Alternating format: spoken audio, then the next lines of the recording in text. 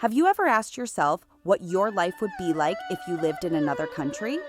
In today's video, I will tell you how your day would be if you lived in China.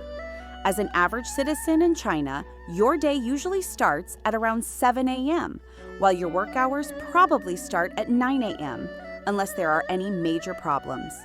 Although it varies depending on the region you live in, the average size of a single-person home is around 60 square meters. If your workplace is close to your home, you can walk or bike to work. If you lived in Shanghai, the largest city in China, you would also have the option of traveling using one of the most complex metro systems in the world. You can also use your own car to get to where you want, but you should pay attention to the hours you enter and exit work. Imagine setting off by car. While everything is going smoothly at first, your car gradually slows down in traffic and you have to stop at one point.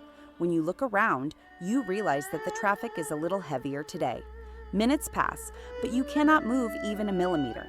You get out of your car to see what's going on, and you can't see anything except a kilometer-long line of cars waiting to move on the horizon. Minutes turn into hours, hours into days, and you can't even make it through the traffic. This incident took place in Beijing, the capital of China, on August 14, 2010. This chaos, which is also considered the world's largest traffic incident, lasted for 12 days, breaking a record in its own right. If you were one of the victims stuck in traffic, it would take you an average of 5 days to get to your desired destination. You would consider yourself lucky if you could move 2 kilometers a day in this chaos of about 100 kilometers and thousands of vehicles. Such traffic chaos has also created new job opportunities in China. Locals around the traffic sell food and drink to meet the needs of drivers and passengers. They even use mobile markets on bicycles. They seize such opportunities as loot and sell everything at exorbitant prices. Normally, you would have to buy a bottle of water for 15 yuan for 1 yuan.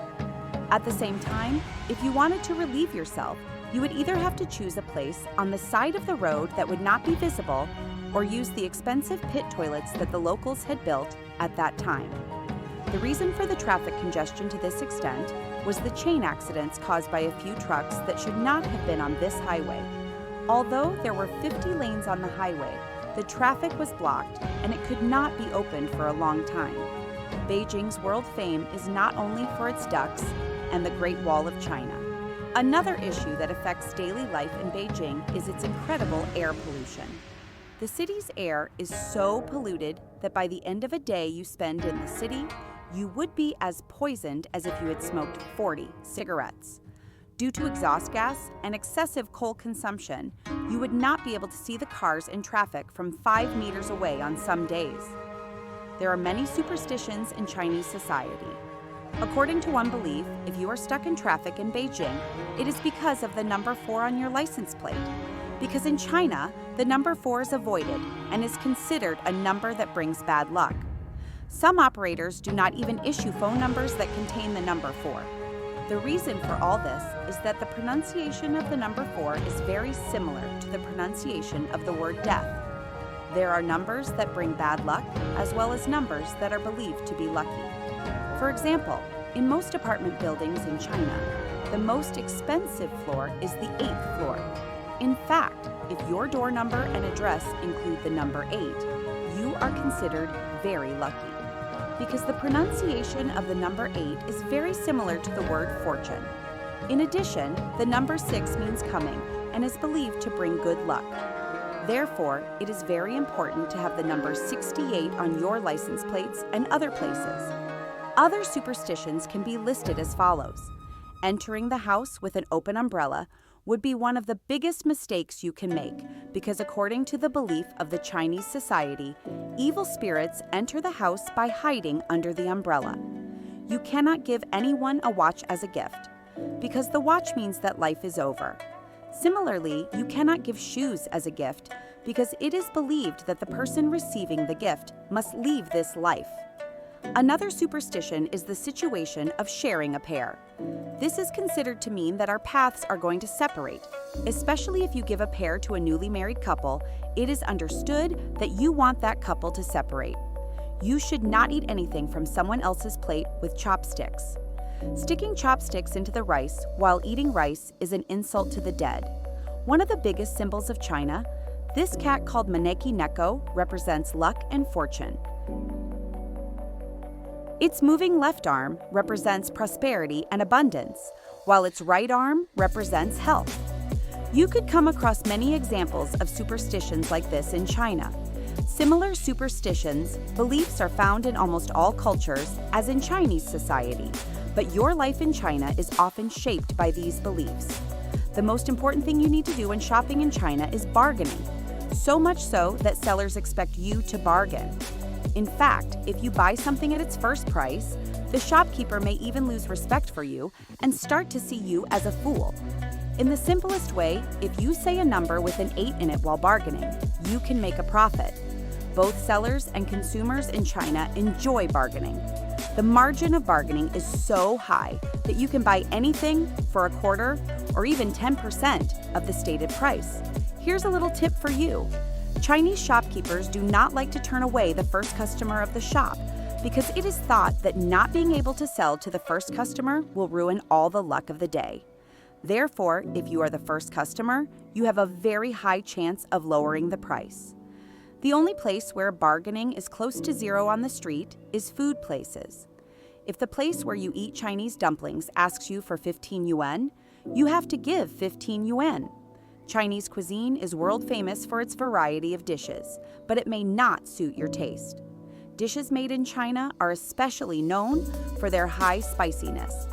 In Western culture, ginger, garlic, sesame, and sesame oil are used frequently in China instead of common seasonings such as salt and pepper. One of the most common vegetables in dishes is green onion. It is used with eggs in making jianbing, or Chinese pancakes, which are often eaten for breakfast.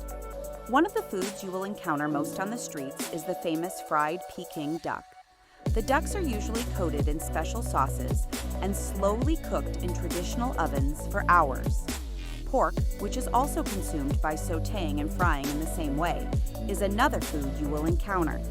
Every region you visit in China has its own food culture. If you live in the southern regions, you will encounter extremely spicy dishes. On the contrary, people living in the inner regions prefer extremely plain and non-spicy dishes. While some care about appearance, others consume food in any form. This is one of the best aspects of China. No matter how many years you spend in China, you will never be able to discover all the food. Regions differ not only in terms of food, but also in terms of the languages they speak. Regions have their own words and expressions that are not used in other regions. While Standard Chinese is spoken throughout the country, Hakka Chinese and Cantonese are spoken in the southern regions. In short, if you live in the south of China, you may have a hard time trying to communicate with people in the north. The official dialect is Mandarin. Language is the greatest tradition and culture that the Chinese people have kept alive. The Chinese people place great importance on wealth and luck and believe that these two key words are an essential part of life on the path to prosperity. That's why they try all the necessary ways to get money. Bargaining, fraud, and cheating are extremely common, but they are also considered normal because according to the common belief, if you have been scammed, you deserve to be scammed. In fact, a Chinese saying supports this: if you can cheat and get away with it, do it. Here are some examples of scams that can occur in China. Salesmen dressed in fake monk clothes. An old man dressed in a monk's habit will insist on giving you a small statuette or trinket for free and will ask for a small donation. If you refuse the gift, he will come after you and try to force you to give it, saying it is free. After you accept, he will use the monk's influence to get you to pay him and will not let go until you give him money. Although in China, a monk never walks around the streets and never asks for money from locals. Tea cafe. Usually a young, beautiful, and local woman will approach you and start talking to you in English, using her charm. She will say that she knows the area very well and that you can sit down and have a cup of tea if you want. And if she manages to take you to one of the cafes she has an agreement with, you will have to pay 10 to 15 times the normal price for a cup of tea. Throughout history, People living in China have always been poor. Perhaps the reason they attach so much importance to luck and money is poverty. The Chinese Empire is the largest and longest-lasting empire in world history. It has had many inventions throughout its history. They are also the owners of inventions that are widely used in daily life, such as paper, gunpowder, silk, tea, porcelain, compass, alcohol, and toothbrush. Today, China is known for its imitation products rather than its inventions. Most of the products you buy in China can be produced perfectly, as good as the original. In addition, imitation products of various quality can be produced according to the price you pay. In addition, China does not only make fake clothing, cosmetics, and electronic products, they also produce fake food products. They have developed incredible recipes to fake many foods, from eggs to lettuce, from peas to table salt, and even baby food. That's why you should always check if the food you buy in China is real. You should avoid overly cheap foods for your health. According to the average happiness survey conducted among 156 countries in 2018, China ranked 86th, meaning that if you lived in China, you would spend approximately 4 days a week unhappy. Numerous platforms and applications that we use in our daily lives are banned in China. Here is a list of some banned applications such as WhatsApp, Google, YouTube, and Instagram.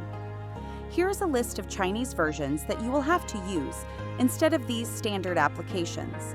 WeChat looks like a classic copy of WhatsApp, but the application does not only include WhatsApp's features. In addition, a platform like Instagram is loaded inside. It provides an environment where you can follow your friends, share posts, and make random friends with strangers who use the application around you. It also includes a payment system. At first, this system was only used for online shopping and sending money between friends, but over time, it started to be used in vending machines on the street, and later in restaurants and stores. So much so that some places now only accept WeChat as a payment method. The application called Didi Chuxing seems like a taxi-hailing application, or a copy of Uber, but it has some additional features. Perhaps the most interesting of these is that you can call a driver to use your own car. This feature is designed for those who have a car but cannot use it.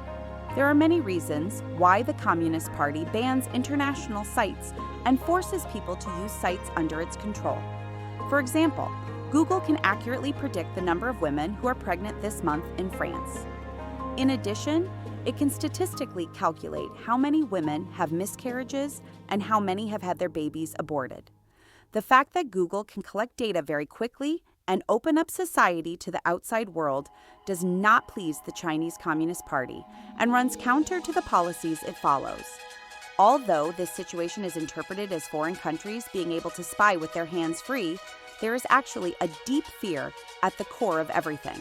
So much so that in 2015, the Chinese government introduced a system called Sesame Credit in collaboration with Tencent, the owner of Alibaba. It is determined not by how often you pay your debt, but by the loyalty and commitment you will show without contradicting the interests of the government and the party and the shopping and financial movements you will make. Since Tencent also owns Alibaba, they can also see your purchase history. In other words, your points increase when you buy products such as local foods or work shoes, but imported products from abroad, especially from America, decrease your points. Another aspect of this is that these points are reflected in real life. For example, if your points are high enough at a shopping mall, you can borrow power banks and umbrellas without paying a deposit. If you have 750 points or more at Beijing Airport, you can pass through security and crowds without waiting. At the same time, you can get official documents faster to go to other countries, and in addition, you can get loans from banks more easily. Currently, citizens with low scores in this system do not face any negative consequences other than not being able to benefit from these advantages. But there are rumors that penalties will come when the system is made mandatory in 2020. Perhaps in the future, if your score is very low, your internet may slow down, or you may have difficulty finding a job in companies. It may be hard to believe, but the part explained so far is only the front face of the business. Since the system is connected to your social account, it can analyze and control not only you, but also your friends. Maybe they can lower your score just because you continue to be friends with someone with a very low score. When you want to check your own score, a map with you and your friends appears, and you can easily see the friends who lowered your score. It is very clear that with these applications established in China, you do not have the right to choose against the government's policies. Otherwise, you are exposed to the fear of being ostracized from society, and pressure arises. Your radical thoughts will lower your credit, and maybe your family and friends will have to end their relationship with you because your score is very low. With this system, the government controls and shapes social thought and life without even getting involved, and can virtually engineer society. Under the name of Sesame Credit, the government easily directs and manages everything as it wishes. Don't forget to subscribe.